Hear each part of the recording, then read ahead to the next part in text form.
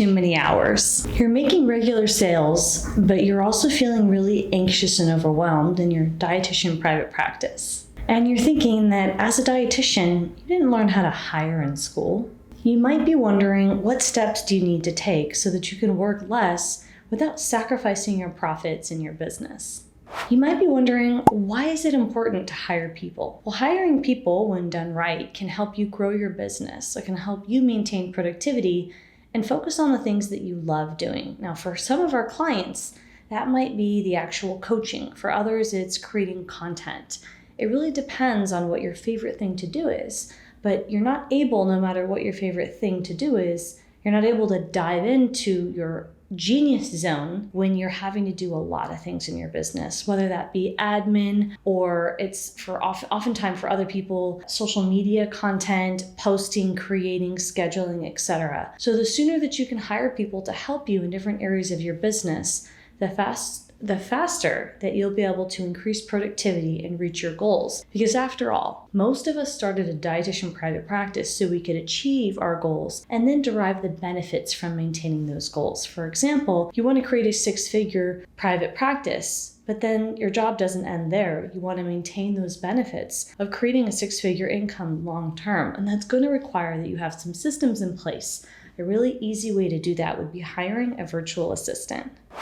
Some common problems that dietitians encounter with hiring are often hiring too fast, not finding qualified candidates, and lack of process. Now, luckily, me and my team created a 9-step guide to help you hire right, to save you time so that you can start getting help in your business faster, which ultimately will help you get your time back. I want you to check that link below. It's free, and it's going to give you that 9-step guide to know exactly what to do. Now, when I mentioned finding the right candidate, it can be really tricky to know who has the skills that you need to help perform that job. And that's why following that 9-step checklist is important, so that you're writing a clear job description, you know where to post that job description, and you have somewhat of a process to qualify who might be a fit versus who wouldn't be a fit for you and to work with you and help support your goals. Now, hiring too fast is something that I have done in the past by being anxious to make a decision when it was just, let's face it, too late. And when you hire too fast, you risk not following the whole process. And it's really common that business owners make that mistake.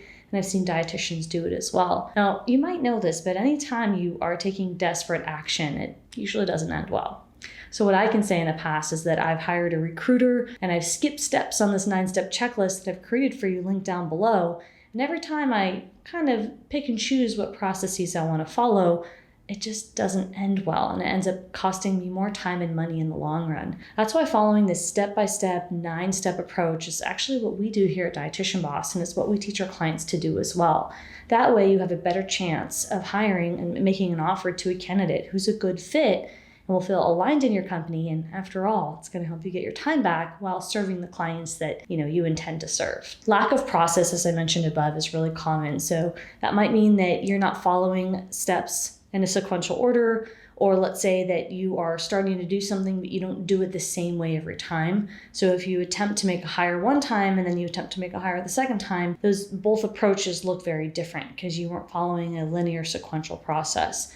And that can be really tricky, right? When you have a lot of things going on in your business and you might be feeling stressed or anxious, you don't know what choices to make. And that's why following a step-by-step list is important. And creating structure in your business creates continuity, sets you up for systems. That's what's going to help support not only your revenue goals, but that standardization within your company so that you're fair to your clients, you're fair to your staff, and you can know what to expect for yourself. If you're wondering how do you tactically make that first hire, my first tip would be to get organized. Now, I myself have struggled with digital organization. Where do things go? How do you consistently follow a process? It's been something I've resisted more than anything in my business, but I'll tell you, my mistakes with lack of digital organization have cost me time and money. So I do make an effort to have a regular process where a couple times a week I check and make sure that things are on the right files. I have a team to help me with that, luckily, who I've hired by following the 9-step hiring process that I've given you free below. And what I want to mention is taking some time to organize things online and know where they live will really help you long term. Another aspect of organization, in addition to knowing where files are stored and having the kind of consistent nomenclature, let's say in Google Drive or wherever you're storing things, could be on your computer in the cloud, or it could be just on your desktop. We operate fully on the cloud in our business, and we recommend that for other dietitians. But what's also important, in addition to where do things live and there being a home that has similar nomenclature with the way you store files, would be having a clear job description. This is also something that I pushed back on a lot. And I remember the first employee that I hired, the job description was a little vague, and I suffered from it because when there was issues with this person, I didn't have a clear job description to fall back on. So I spend a lot of time now with my resources and pooling my team to make sure that our job descriptions are clear, because that's fair for the person you're hiring as well as fair for you and fair for setting expectations. So to set yourself up for success, you want the job description for the candidate to be clear and communicate what you want done and communicate the results that you're looking for. It's just going to take a little time and organization on your part to get that going. Now, I will say candidates, if you're attracting a good candidate, which of course you want to, they're also going to be attracted to the clarity that you have in your job description. So when you put time and energy into your hiring process, you will likely attract better, higher quality candidates. Using Google Forms, as I've shown above, is a great way for you to have a process that's organized and consistent.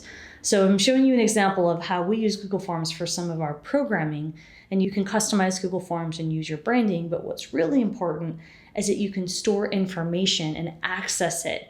And that's really helpful because things can live in one place. So that's a great tip if you want to tactically start getting more organized today.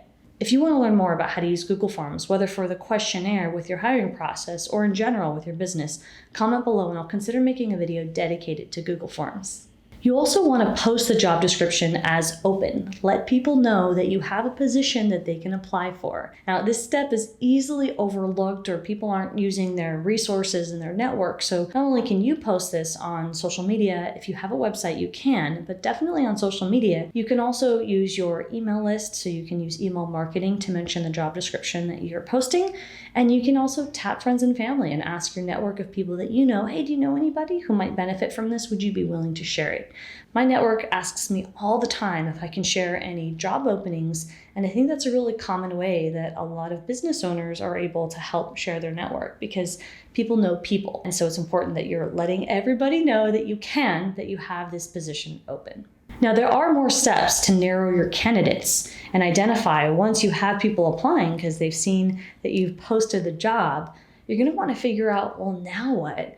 And more specifically, how do I reject a candidate who might be a good fit? Because as dietitians, we're compassionate. And it can feel really overwhelming if you have 50 plus candidates and you have to choose from all these amazing people. And how do you let them know that you appreciate that they took the time, but that for whatever reason, they didn't make it to the top 3 to 5 candidates? That's where a kind rejection email can come into play. Now, I'm putting this on the screen because you can actually use these words that we have here from our team to send that out to the top candidates who didn't make the final round and you weren't able to offer them the position. But the more kind that you can be towards people who have attempted to apply for the job, but they didn't quite make the cut, the better, because it's good karma to be nice and to have good compassionate practices as a clinician. Now, what I put on the screen there that you can copy and paste, that wasn't the full email. So grab the free guide below so that you can get the full compassionate rejection email to send out to the candidates who you didn't make it to the final offer, but they were the top candidates, because again, you want to practice compassionate business practices. If you like this video and you want to learn specifically how to hire another dietitian in your private practice, I want you to check out this next video on screen.